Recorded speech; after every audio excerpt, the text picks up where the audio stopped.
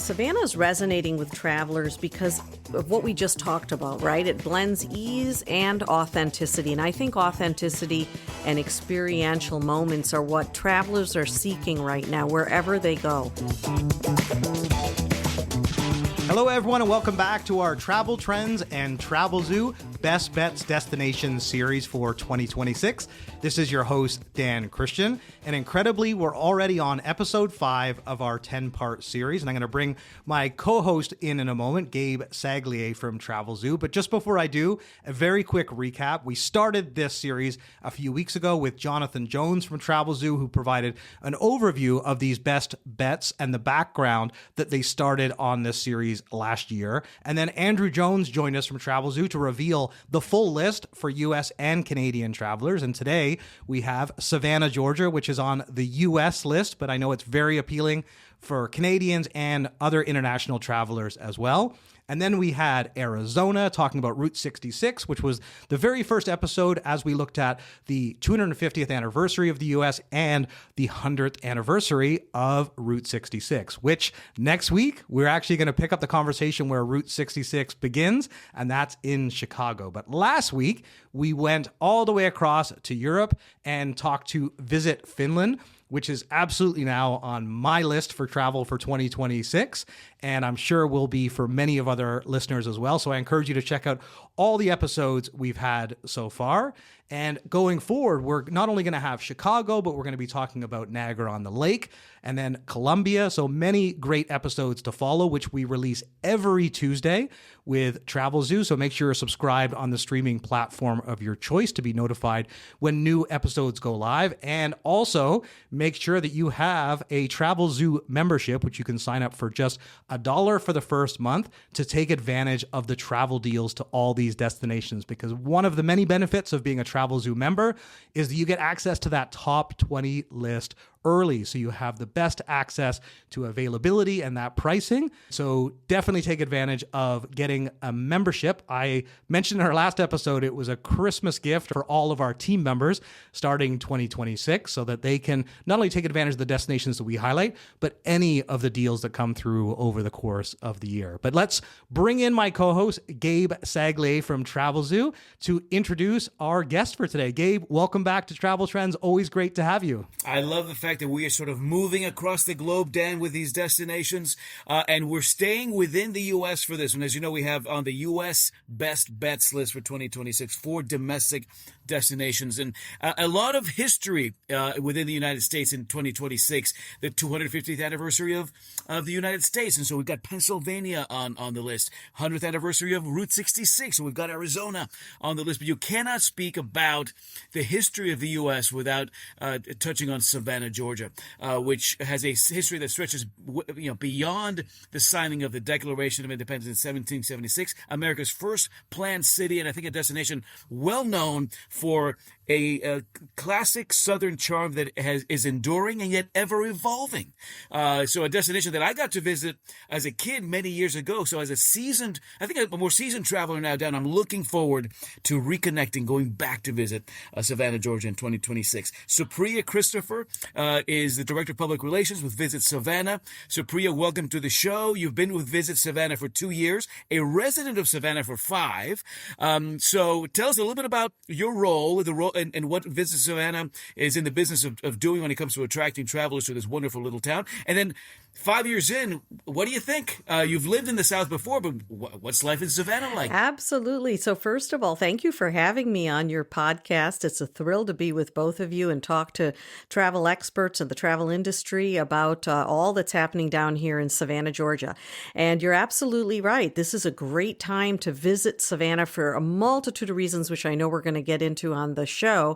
But I have had the privilege of being the Director of Public Relations for Visit Savannah, where I get to interact with travelers, with travel agents, with the media, with folks just interested in having conversations, historians, preservationists, community leaders, all of these folks that make our unique destination what it is today.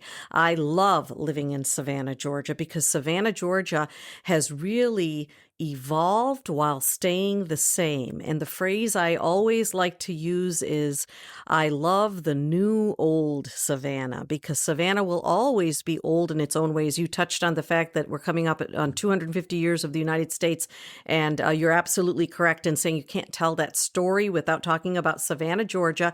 We're close to celebrating our 300th year because we were founded in 1733. So anyway, that's where we are, and I'm very proud to represent this great historical southern city today in 2026. And Supriya, the Savannah was the first planned city in the United States. What does that mean? And certainly for travelers who are thinking about navigating around Savannah, that is an important sort of part in the way that cities would then be brought to life across the USA, thanks to what happened there in 1733. You're exactly right. General James Oglethorpe wanted this city to be planned on a grid system, and in the way that it's set up, we have our 23 historical squares. They are all original squares, and that's part of the allure of Savannah, because it is very rare in the United States, as you all know, to find a city that has been this untouched in terms of having so much originality that still exists while alongside our modernity at the same time. But what it does for us being so planned is that it's walkable. I always tell folks, fly into Savannah Hilton Head Airport, Uber over to your hotel in the historic district, and put on your sneakers and just start walking, because you can walk all over Savannah, Georgia. You don't even need a car, and you can fall into history. You can fall into modern times. You can fall into amazing cocktail bars and restaurants, museums, mansions, you name it. We have all of that. And that's what being a planned city all those years ago, it was a vision that maybe our founding fathers knew or didn't realize, that the future would be so bright for Savannah because of the plans that they laid in place. Yeah, it's amazing. And I really appreciate you joining us for this conversation, Supriya. I'm delighted to have Savannah on the list of best bets. And thanks, Gabe, for the introduction and bringing Supriya into the conversation. And one of the things I just wanted to highlight is that I have been to Savannah multiple times. I have driven to Savannah. I have flown into Savannah. I have family in Atlanta, which is one of the reasons that we have been to Savannah so many times, and absolutely love it. And so there's so many things that stand out to me that I'm looking forward to chatting with you about. Obviously, Gabe mentioned some of the architecture and clearly the history. I'm a big time history buff. I love also the literary connection, books like The Garden of Good and Evil. There's so many incredible novels that are set in Savannah, because even those downtown squares with the moss, it just has an incredible mystique, and even haunted houses. And so that's something else that is also really unique about Savannah, as you're doing a walking tour, as I've experienced. Now, tell us a little bit about why you think Savannah was chosen as a best bets destination. Okay, well, first of all, we're really honored to be called a best bets destination in 2026. That's not an easy title to come by, and it's one that we take seriously and we value very much. So we really appreciate that notoriety. Savannah is resonating with travelers because of what we just talked about, right? It blends ease and authenticity. And I think authenticity and experiential moments are what travelers are seeking right now, wherever they go. And Savannah is able to provide that in a lot of ways. We talked about it being a very walkable city, but beyond just saying it's walkable, it's so interesting. When you walk through each of these 23 squares I mentioned, each one has its own story to tell. Each one has a unique quality to it. You may walk through one that has trees that have been standing beyond the 300 years, frankly. There's something magical when you walk through some of our squares and that Spanish moss just drapes over you. When we talk about the fact that it was planned so that it can continue to be what it is today. It's a place where communities can still gather. Back then, it may have been to trade culinary items or items that people needed to live on or live with. And today, believe it or not, we kind of have that same feel. We still have the Forsyth Farmers Market that takes place and uses all of our local farmers to bring in their vegetation from the surrounding coastal areas. We still have artisans that sit in these various squares. You may walk into another square where you see a beautiful Telfair Academy of Art. So each place has authenticity. And so I think that sense of experiences that people feel and the creative energy that's all around is what's drawing people to Savannah today. And to continue on the conversation about these 23 squares, because that is such a part and parcel experience to Savannah. Some of these obviously are squares that have a lot of notoriety. Forsyth, very popular. Chippewa, where that famous, threaded scene of Forrest Gump, where Tom Hanks' character is sitting on this bench, which I know was brought in for the scene there, but that's a square that gets a lot of foot traffic. But there must be a couple of off the beaten path squares. Those of us who visit for the first time and want to find some undiscovered gems. Are there a couple of squares that you sometimes feel, hey, these are slightly underappreciated little nuggets that are part of the Savannah history? And then also tell us a little bit about your free shuttle system, because I'm a big walker, but the fact of the matter is that your free shuttle system makes it that much easier to navigate the beautiful city of Savannah. No, you're absolutely correct. And you're right, though you mentioned some of our highlights of the bigger squares that we have. And yes, people often say, where's the Forrest Gump bench? I want to see that in Chippewa. But, a Franklin Square and places like that. And they're so unique because it's, for example, they sit right on City Market. Well, City Market has been there since 1733, and it's still today a very bustling area of commerce. Like I mentioned earlier, that planned community is here because it's designed for connection. It's designed for public life, for safety, for commerce, all of these things. If you walk into City Market today, it's almost like you feel like you're transported back to that time.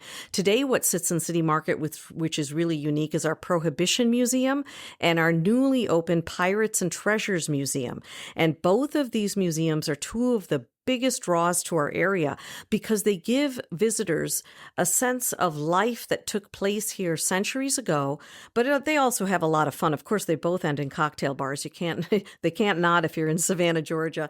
But when you think of the Pirates and Treasures Museum, it's not just a kiddie museum that you might think of with pirates, saying "arg" and with a pirate's patch on your eye. But these are places that archivists here actually researched to find out who were those pirates that actually lived here and walked along City Market and Franklin Square. What were their names? Did they have families? What were the shenanigans they were up to?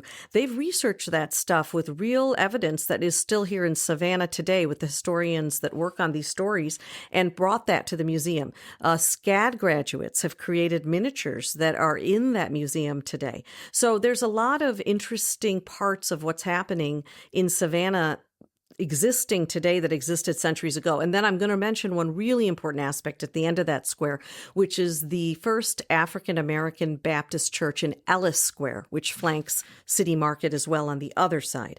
And the first African-American Baptist church is the oldest congregation of African-Americans in North America. So not just in Savannah or in the South, but in North America. Think of how significant that is. And that church was built by the hands of the enslaved. The pews that they built are still in that church today. Granted, you're not allowed to sit on them. They're preserved and they're in a special area, but that's how special that church is. And they actually will be celebrating their 250th anniversary next year as well. So, those are the squares that honestly I always tell folks when you come here, you definitely don't want to miss, because so much of what's alive in Savannah today, that interaction, that movement, that gathering that we talk about exist very differently in every square that you walk through. Well, you've just given me a few more reasons that I need to get back to Savannah. And I think that's one of the things that I actually wanted to highlight for our listeners is because, when we think about 2026 and Savannah being a best bets destination, there are many reasons why it has been selected. And clearly one of them is all these amazing domestic reasons to travel in the U.S., the 250th anniversary of America, and just how important, as Gabe highlighted, Savannah is to the history of America. So I want to speak specifically about 2026 and some of the events you have on. I know that Savannah also gets referred to today as really a modern cultural hub. Many of my friends there were, going through university at the time, and there was many reasons to go to Savannah over the years because there were festivals, and the city just has an energy about it. So tell us, even though it's a historic city, it's a very living city. So tell us a little bit about what you guys have planned in 2026 for festivals and events that would be interesting for our listeners to plan their trip next year. That's a great question, and we love folks to come out. You touched on some of the areas that really interest you, and you and I are alike in that way. I love the literary aspect of Savannah. So in February, we have a book festival that takes place every year, and we expect 2026 to be especially interesting since it is the 250th anniversary of America. Some of the writers that we are looking forward to coming down, I don't know the lineup off the top of my head, but I know that just from conversations I've had in the community, they're looking at some very interesting names to come down. Then moving forward in the spring, we go right into our Savannah Music Festival. And I think that every year it just gets better and more competitive, frankly. Some of the acts that we see that come down are Grammy award-winning musicians. They are just phenomenal. I remember last year or the year before, my husband and I went to see Samara Joy, who won a jazz Grammy. Just off the charts. Here we are in a tiny, small venue in the Lucas Theater, and we're listening to this voice that just resonated throughout. It just reverberated. What's unique about the music festival is that we use all of these old historic buildings to have these wonderful world-class musicians literally from around the world come to Savannah and perform. That's in itself is a gift, in my opinion. The other festival that will come up after that in the fall, of course. Well, wait, I think I might have to go back to March, but I'm going to save that for a moment. Moving forward, we also have the SCAD Film Festival, and it's one of the most renowned film festivals in the country nowadays. We get very big names that come in here. This year, I think we had Jerry Bruckheimer come, who obviously is a producer of Top Gun. We've had Clint Eastwood the year before. We had Natalie Portman and folks like that come for the film they filmed in Savannah, December. Mark Hamill from Star Wars came, who didn't want to see Luke Skywalker. So, we have very big names come in for the film festival. And frankly, if you see the lines for our restaurants, our cocktail bars during that time of year, any of these festivals, you would think you're standing in New York or maybe LA, it's just that big of a draw that is coming to Savannah, Georgia. We're getting more and more known for not just the same old things that you would think in the South, but for a myriad of reasons, film and music being top of the charts for us too. It's fast. I think the appeal in large part has got to be these venues, the fact that these historic buildings become the theaters that we gather in and see sort of the latest and newest in film and entertainment and music, of course. So, that's what I think is going to keep drawing a lot of folks back. What was that March event you were thinking about? Oh, well, Savannah, Georgia, and a lot of people don't know this. You too may, because it sounds like you've been to our city a few times, but Savannah has one of the largest St. Patrick's Day parades in the nation. So we're always in the top 5, typically behind New York, Boston, and Chicago. It's Savannah, Georgia, and most people don't realize that. But way back when, folks from County Wexford in Ireland immigrated to the United States, and they chose Savannah as their home. And since then, we now have the largest population of Irish immigrants from County Wexford in Ireland. And as a result of that, over the years, I think it's been about 202 or 3 years now, we have held a beautiful St. Patrick's Day parade and festivities. And if you haven't been here for one, you've got to come at least once in your lifetime. It is something to behold. It is one of the longest parades that takes place in the country. I don't know if there's a group in our town that doesn't participate in one way or another. It's filled with energy, creativity, a lot of buzz, a lot of excitement, and of course, a lot of drinks and a lot of fun too. It's funny because Dan knows that I have been covering St. Patrick's Day in Ireland for 15 years. So every St. Patrick, but I've heard this in County Wexford, gorgeous area there in that southeastern part of Ireland. But I have heard that Savannah, Georgia, there's about 40 million Americans that claim some degree of Irish heritage, and that there is this congregation of Wexford natives in the beautiful city of Savannah. And Savannah, throws quite a party on March 17th every year. So we also, I think about 2 years ago, we opened a restaurant here called the Wexford Irish Pub. And it's a beautiful restaurant, frankly. It's a go-to for locals and travelers alike, visitors alike. But all of the furniture, all of the furnishings and the decor in that restaurant were shipped in from County Wexford and built in Savannah, Georgia. And it's a beautiful restaurant. Next time you come down, we'll definitely have to go check it out. Yeah. I would love to ask, since we're in that food theme now, Savannah has this long-standing reputation for being, Southern comfort food, authentic Southern cuisine. Even people who've not been there know about the old Pink House, obviously some landmark restaurants. But what about sort of the new Savannah cuisine scene, new up-and-coming chef talent?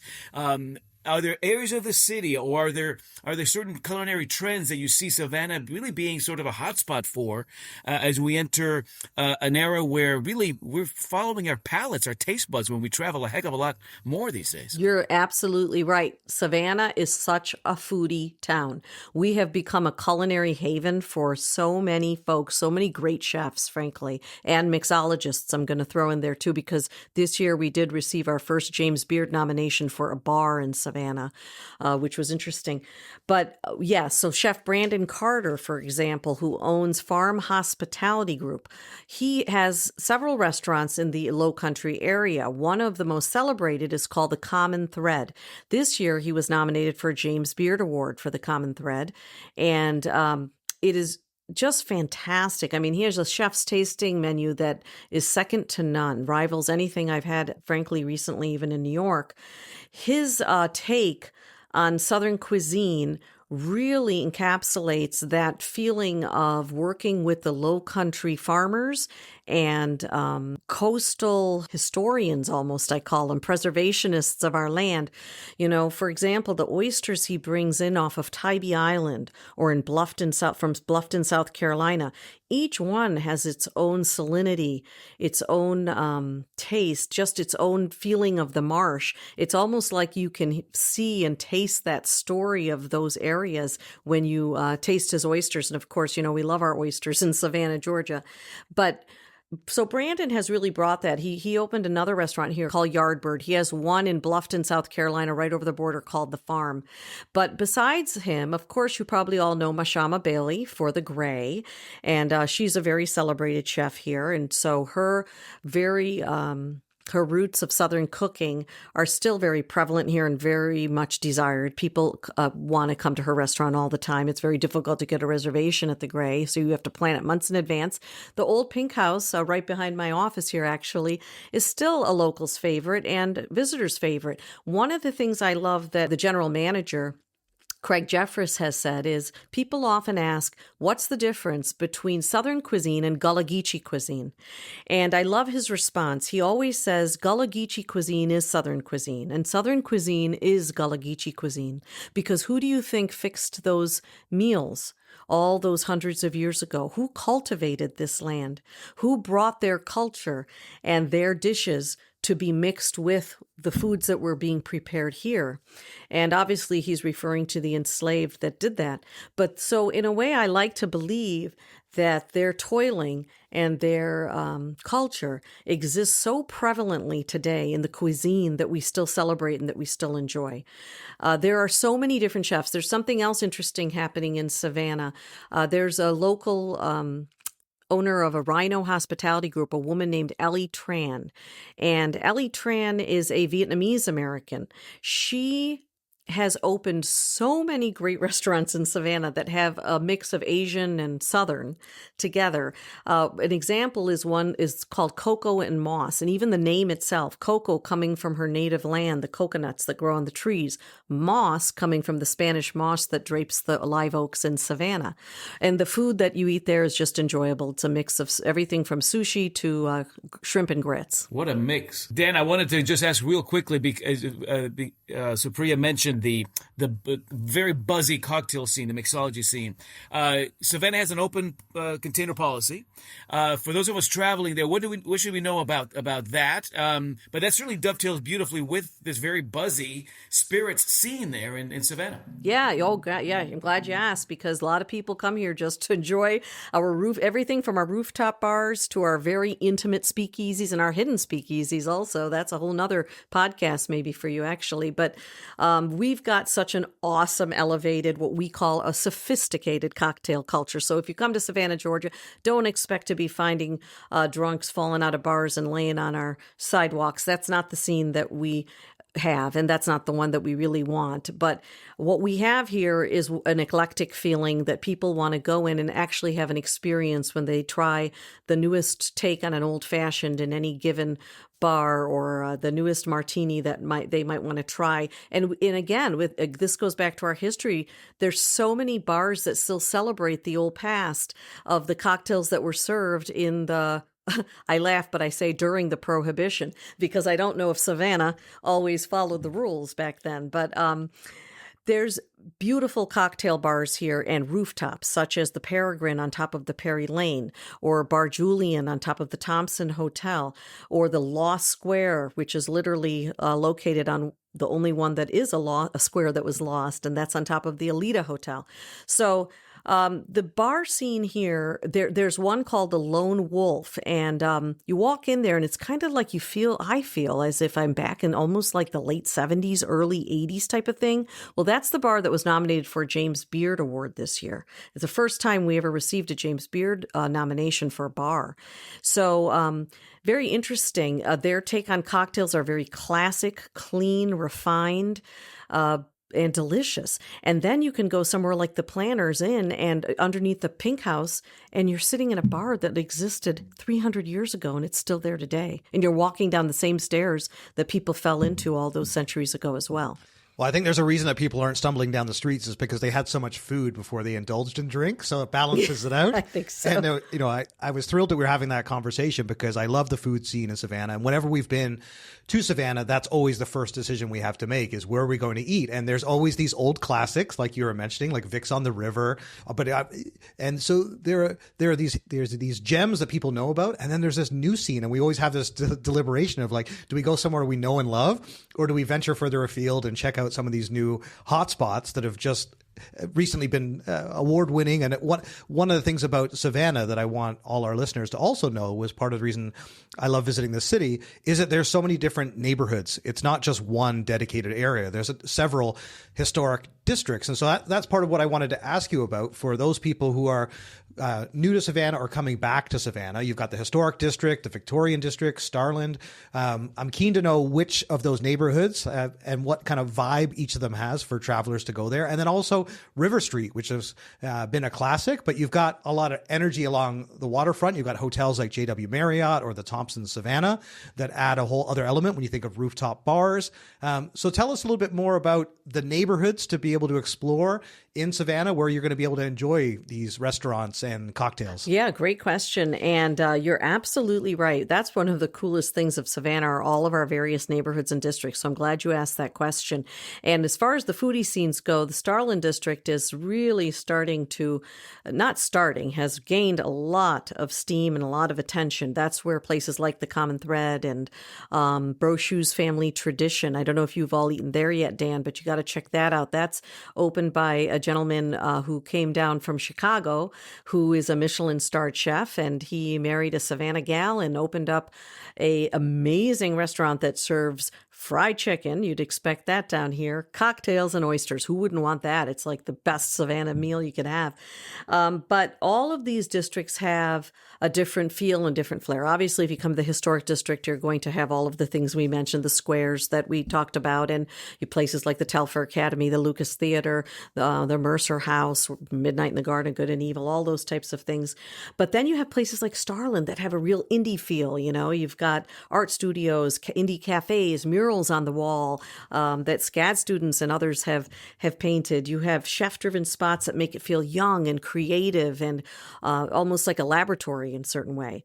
But I think this historic district will always remain the most iconic. One of the most beautiful districts that I love to visit is the Moon River District. And why I like it so much is that it gives so much of the diversity of our geography. So you have everything from Wormslow Plantation and all of those backwaters of the marshes and so forth, the Pinpoint Heritage Museum that used to be an oyster hub. But then it also is very close to the bridge that takes you over to Tybee Island. And, we also represent Tybee Island. So we're Visit Savannah, Visit Tybee. And I was just out there on Tybee yesterday, and it's almost every time I go out to Tybee, I feel like it's a throwback beach because there's so much nostalgia out there and there's nothing franchised, right? There's no Exxons, there's no McDonald's, there's no anything. There's no Marriott, there's no Hilton. Every single thing is mom and pop owned and artisan made. The restaurants, the shops, all of it. And then, of course, there's the nature. Who doesn't want to stand on the Atlantic Ocean and just take it all in? So it really is a magical spot. Recently, my husband and I took a little charter tour with a friend of ours who has been out there for 4 generations, his family out on Tybee. He takes us out in his little skiff and out to the backwaters through those marshes. And I'm not kidding when I say we watched a bald eagle hunt for prey. We had 2 dolphins following us all the way. And then when we get out to where we wanted to be, and of course the herons and the egrets and all that, but we get out to where we want to be, he says, just hop off, walk about 100 yards. And there we were barefoot standing on Little Tybee Island, looking out at the ocean on one of the most untouched spots, maybe in America, really. So that's still the beauty that we have. So all of these various districts and areas are just amazing. And I don't want to go on just this question, but we can talk about River Street a little too. I'd love to tell you more about that. Well, that's where, as soon as you mention the water, because obviously this is what makes Savannah so special. I mean, and anyone looking at it on a map to kind of wrap their head around the geography of this region, of course, you're kind of inland from the ocean and there's the forts along the way. So there's like this, that's where the incredible history comes in. But you're on the water, the Savannah River. And that's one of the things I wanted to highlight as well, because we're talking about the land and where you can explore the squares. But the fact is, you can do river boats, you can do kayaking, and even dolphin tours. Those are things that I don't think people would expect to experience in Savannah. So yeah, tell us a little bit about the river walk and what is available, some of those activities that you can do. Absolutely. So Savannah's River Street, many people may have been to it. The reaction I see on people's faces who haven't been here like in 20 years, they have this one impression of River Street, right? It's like the place where you think you're going to find your tchotchkes, or you have the touristy type of things. And those things still exist, and we appreciate them because they're important. They're an important part of our community. And they're great partners of ours as well. But what's so cool about River Street is how much it's grown, right? So Plant Riverside District, you mentioned that, where the JW Marriott's located. I don't know if you've been down to District Live, where we have major concerts. There's even a music studio there that many big-time musicians from Nashville and beyond come down and use that studio to record and create music. Beyond that, you have on the opposite side, on the eastern side, is the Eastern Wharf, which has become a real trending area, almost a neighborhood unto itself. So you have the Thompson and the Hyatt location there. From there, either whether you're on the Plant Riverside District side on the west, or you're all the way east on the Thompson area, you can actually take private boats that could take you out to places like Defusky Island or tour the port of Savannah. Don't forget, we are one of the largest ports in the nation. Or you can do things like you just mentioned. Say, I just want to go on a peaceful paddleboarding ride, and that would take you more on the Marsh side and the Tybee Island side, of course, because don't forget, we have huge cargo ships that pass through the Savannah River every day at various times heading towards that port.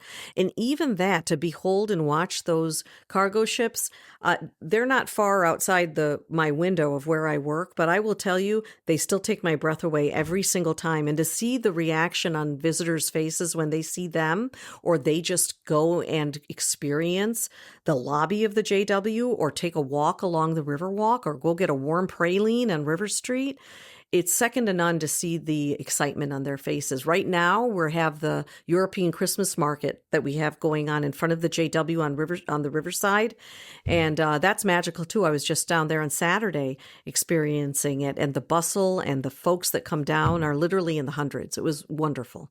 So anytime visitors come, I say, you want to take a trolley ride, no matter how many times you've been here, take the trolley, hop on, hop off, but make sure you hop off on River Street and you walk that whole street, and you definitely get a Savannah praline along the way. Sold. I know with Supriya, we've talked about spirits of the liquid kind, Yes. but Savannah's also renowned as being one of the most haunted cities in North America. And I wonder, is this a concept that you still lean into and embrace, the fact that, hey, things may in fact go bump in the night across Savannah? And is that a part of the industry that continues to thrive? Maybe it's not for everybody to maybe stay in a place that perhaps is haunted, but these ghost stores are obviously very well renowned. Is that still a very active part of the Savannah experience? It's something I think a lot of new visitors might find quite interesting. Absolutely, it is. And, no matter how you feel about any of those things, it's a huge part of our Savannah culture. I mean, Yeah. come on, we're talking about all this history. We're talking about those that tread these cobblestones at one time. There is no way that anybody who comes here is going to feel something when they walk through our city. And all of us have stories that we can tell about the spirits that we feel whenever we're walking around. And we wear that proudly. I mean, look, this is a story that this is a city that has real stories and real people. We still tell stories about people who lived centuries ago in this city. So yes, we have haunted. We have, if you want to call them haunted, they are haunted mansions. There's haunted hotels. I could name a few if you'd like me to, but some of them even win accolades for those reasons. And we have many hundreds, if not more, visitors that come here just for those reasons. The ghost tours, the walking tours, the trolley tours that show you where spirits may still lie are all throughout it. Even the building I'm in right now, Visit Savannah, is located in an old bank building from the late 1800s. And if you ask any of my colleagues, we all share some stories, whether you laugh or get spooked by them. But yeah, I mean, take a walk through Bonaventure Cemetery and tell me you don't feel some spirits there. I was going to share with you one of the stories that always comes around is of little Susie Watson, a good example. It was a little girl that was the daughter of a hotelier and his wife from Boston. He was the general manager of a hotel down on River Street. Well, little Susie would come out and greet the guests whenever her dad was at work wearing his finely dressed suit, and visitors would come, and people fell in love with her. The locals loved her, visitors loved her, and they always remembered her, and they'd even send her gifts. Sadly, when she was 6 years old, she contracted an illness and she passed away. Well, the community mourned her, visitors mourned her, and she was buried in Bonaventure Cemetery. Her parents were so distraught, they left Savannah after her death, and they packed up and went back to Boston. And many people felt that, there she was alone with no one watching over her, so they started to leave things at her gravesite. Believe it or not, they still do today, and some years later after her death, this might sound a little creepy today, but an artist created a sculpture, a replica of little Susie, which sits there today. And it's one of the most visited statues in Bonaventure Cemetery. And people say that often you may see a little girl passing by, a little wisp of a flurry that goes by you if you're walking through that cemetery. I guess you'll just have to come and find out is all we'd say. It can be spine tingling in it, but I know it's a very viable sector of the travel industry. There are people who seek these things out, and I love the fact that Savannah, both from a historical standpoint and just from a feel-good standpoint, embraces this. You've got those ghost tours, you've got these sort of unique historical stops along the way that maybe allow you to just delve a little deeper into this concept that some things, in fact, may be still around us, even if they're not physically or visibly all that prevalent. I will have to say, and I do say this, even being here for the time I've been at Visit Savannah, there definitely is something that you feel differently at times, at certain times. And one of our leaders here at Visit Savannah, a good friend of mine, a colleague, she's our director of our international sales. She's also a paranormal investigator, and she does travel on the national teams to various areas. And Savannah and her colleagues spend a lot of time right here locally because of the fact that we have many places still that they explore and still have time to explore in the future. So, yeah, it has a very interesting haunted history, is what we call it. Dark tourism is a thing, as you all know. So we embrace it and we lean into it because we know that those stories existed and they still exist today. Well, just on that note of the types of travelers that are drawn to Savannah, clearly I'm really glad that you mentioned the Bonaventure Cemetery, because that is what is featured in the Midnight in the Garden of Good and Evil. And that's one of the reasons that became so popular as a former plantation. This is Victorian style cemetery, and it's kind of known for its haunting beauty. So it's one of those places that you should experience while you're there. And I do want to ask you, you've been giving so many great gems. And I do want to ask you in a moment about some of the additional hidden gems you'd recommend. You've got younger travelers, you have families, you have luxury travelers. travel, you've got a wide variety of types of travelers that would be interested in going to Savannah.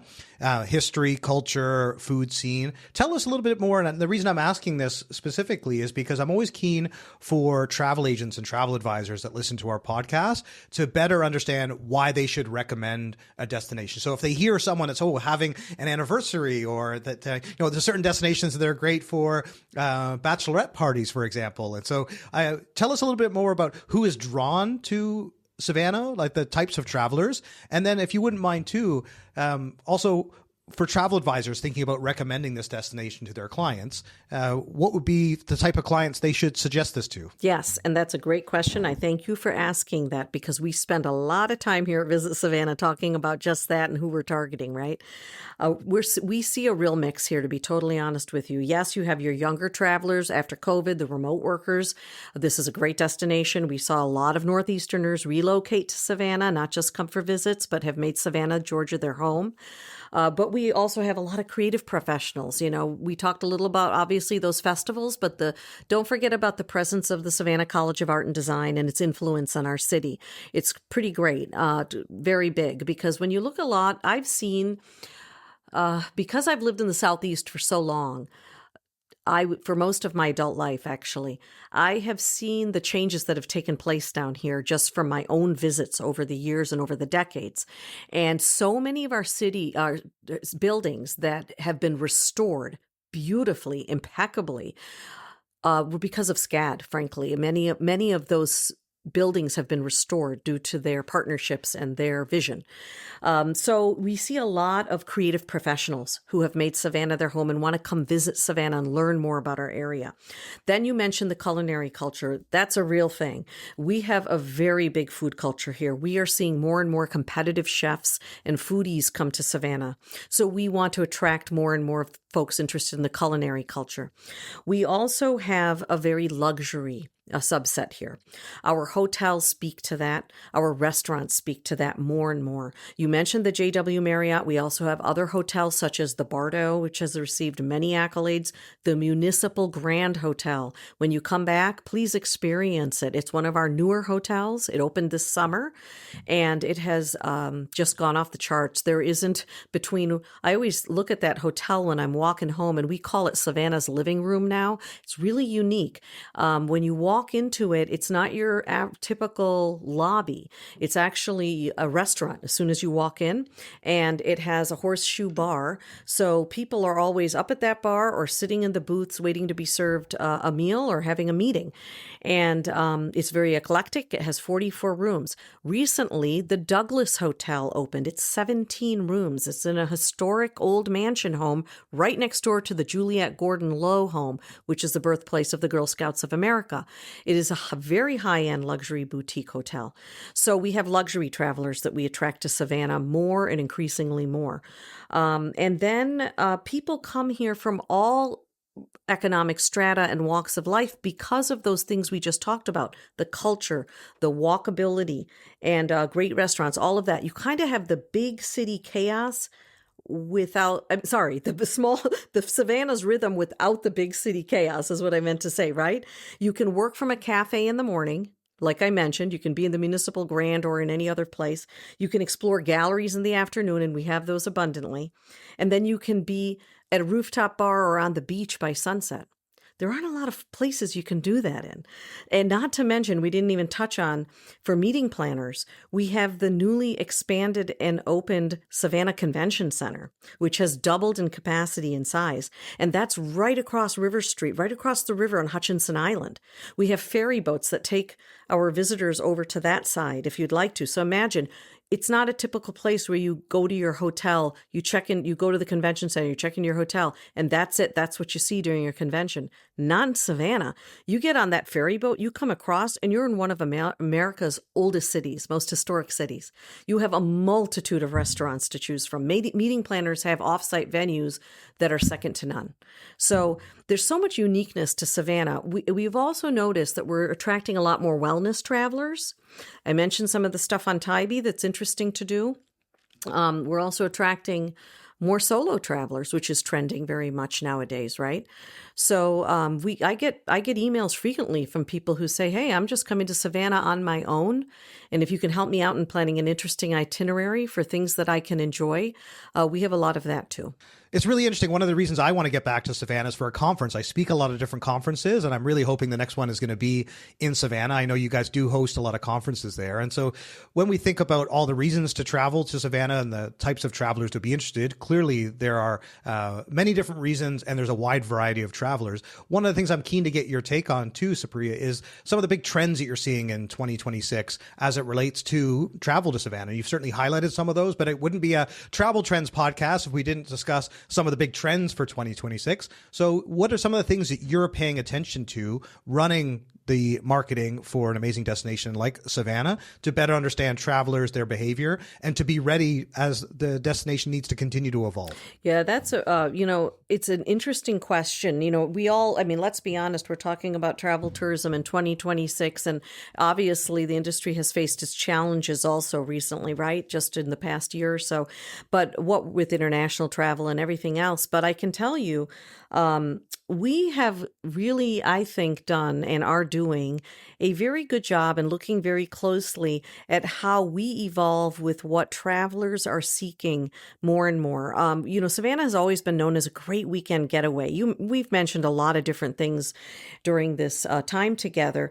We're also known, you even mentioned bachelorettes and so forth. I think you said, well, we're one of the biggest wedding destinations. But now what we're moving into more is being called an immersive coastal city. So what we're realizing a trend is that people don't just want to come for saying, I had a great weekend getaway. I stayed in a hotel. My husband and I, or my girlfriends and I, or my guys' friends and I, or whoever it is, went to 2 or 3 restaurants. They want to leave saying, I had an experience when I came here that I took home. And what I like to always say is, yeah, we want them to go into all our shops and buy all the souvenirs, but I really want their souvenir to be a memory that they had. I want it to be an interaction that they may have had, maybe with someone who took them on a haunted historic tour, walking the city and learning about real people who lived in this city. Maybe it's a visit to that African-American Baptist church to sit with Pastor Tillman and his staff and hear about the enslaved who built that church. Maybe it's with a local artisan and it's making a candle and figuring out why the scents that they're smelling resonate with the area of the Low Country. There's so much in our area to experience. Maybe it's sitting in that music booth that I mentioned at Plant Riverside and creating a song. I don't know, but I know that people come here and they say, when I leave Savannah, I take a part of it with me. So what we're trying to do is lean into that type of thinking, that type of storytelling, and realizing that this next generation of travelers coming behind us really wants to have experiences. That's what they say. And you all know this, you're pros in this field, right?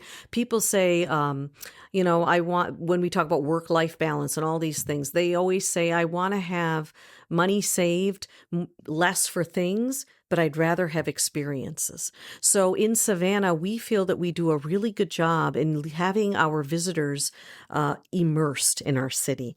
It's not just coming here to say, I had a meal, I stayed in a nice hotel. It's maybe meeting that chef and having a very chef and visitor-driven meal. And an example would be at the Emporium in the Perry Lane Hotel. The chef actually takes them to the Forsyth Farmers Market in the morning, and they come back and they cook that meal together in the evening. And that's what they end up eating. So, there's all examples like this. That's one trend we're seeing. I mentioned solo travel. It's another trend. And then intergenerational travel. We're seeing that more and more families are saying, let's grandma, grandkids, parents, because, lifestyles are changing. People are living with each other in different ways. So we're keeping a close eye on all of that. And then we're keeping a very close eye on the luxury traveler and what their needs are too. I think what you mentioned on this immersive travel trend, this desire to have develop an emotional connection with the place we visit, dovetails with multi-generational travel, at least in my experience, beautifully, because I've got a 10-year-old daughter, but my sons are 17 and 20. And when we travel, this new generation, you're absolutely right. They're not happy just glossing past something or having this very kind of this passive experience with the destination. They want to dig in deep. They want to sit down and have these conversations conversations and create a connection that runs deep with these destinations. So I think that to me, I'm thinking as you're speaking, Supriya, this is now where we should go with our kids. And then my mom, who's becoming much more actively part of our travels, or this idea of maybe let's fold in that other generation. This could be a great spot to do that. I have to say, one of the big reasons, obviously, that Savannah is on this best bets list for 2026 is the historical connection. A big historical year across the board in 2026. Savannah, obviously, as we've discussed here, fits perfectly in that. You've done a beautiful job also at touching on the fact that Savannah's history is complex. There is a part of it that is connected to the slave trade, to the Civil War. There is a part of it that can be a little bit painful, but you embrace that. There is a way that going there and embracing this allows us to become more respectful travelers, more informed travelers, and aware of how history and the modern age we're in are interconnected and can be in such a beautiful way in a place like Savannah, Georgia. So in that sense, I think we've done a beautiful job here at positioning this long-standing destination as really a fresh and exciting place to visit in 2026. No, I was just going to say thank you. You said it. You took the words out of my mouth and said it much better than I could. So I appreciate that, because those are all of the feelings that we want people to have when they think of Savannah, Georgia. I mean, just to kind of go back to the beginning of the conversation, where else can you celebrate the 250th year of America better than Savannah, Georgia, in that intergenerational way? I mean, you can have grandparents who come and say, I've visited Savannah 40 years ago, and here's what we experienced here. And then you may have a grandchild who says, wow, I just experienced the new Pirates and Treasures Museum, and here's what I learned when I came to the city. So it is that magical of a city in so many different ways. It's an enchanting city. It's one that is alive in its history. It's a living history that we celebrate, and that we want to lean into the good, the bad, and the ugly of history. That's what history really is, right? So we appreciate this, and we really appreciate you all recognizing us for what we really are. Yeah, definitely. We really appreciate joining us, Supriya. We're thrilled that Savannah is on the best destinations for 2026. And Gabe, thank you for joining me for this. But Supriya, I want to make sure that all of our listeners, whether they be travelers or travel agents, can get more information about Visit Savannah. So tell us where best for them to do that. Your website, social channels, and any resources you might have for travel advisors. All of the above, but visit savannah.com, and we have tabs for meeting planners, for visitors. It's very regularly updated. Our marketing team is honestly off the charts, second to none. So we have all of the information you need there, and you can always reach out to me. That's great. Thanks so much again for joining us. And we certainly wish you every success in 2026 in Savannah. And we look forward to seeing you at some point over the course of the year. Thank you both so much. Have a great afternoon. Thanks again to Gabe Saglie for joining us from Travelzoo. It's always a pleasure to co-host these with you. And I enjoyed our discussion today again with Visit Savannah as we looked at one of the U.S. destinations. We, of course, had Finland last week. We've got Chicago coming up next week. We've had Arizona before. And those three will round out our 3 U.S. domestic destinations, but we're going to be carrying on to places like Columbia, Niagara-on-the-Lake. So don't forget that we do post these episodes every Tuesday, so make sure you're subscribed on the streaming platform of your choice. And we do post clips and highlights on our social channels as well, which you can find on Instagram, YouTube, and LinkedIn at Travel Trends Podcast. And of course, you need to make sure that you have a Travelzoo membership for 2026 to take advantage of all the amazing travel deals to these destinations. So make sure that you go to Travelzoo.com and you can sign up for just $1. Thanks again for joining us today. Thanks again to Supriya from Visit Savannah. I cannot wait to get back to Savannah. You highlighted so many interesting things that I didn't even realize Savannah had to offer. I really appreciated this conversation, and I certainly look forward to visiting Savannah again soon. Thanks again to all our listeners for joining us and the Travelzoo team. Until next week, safe travels.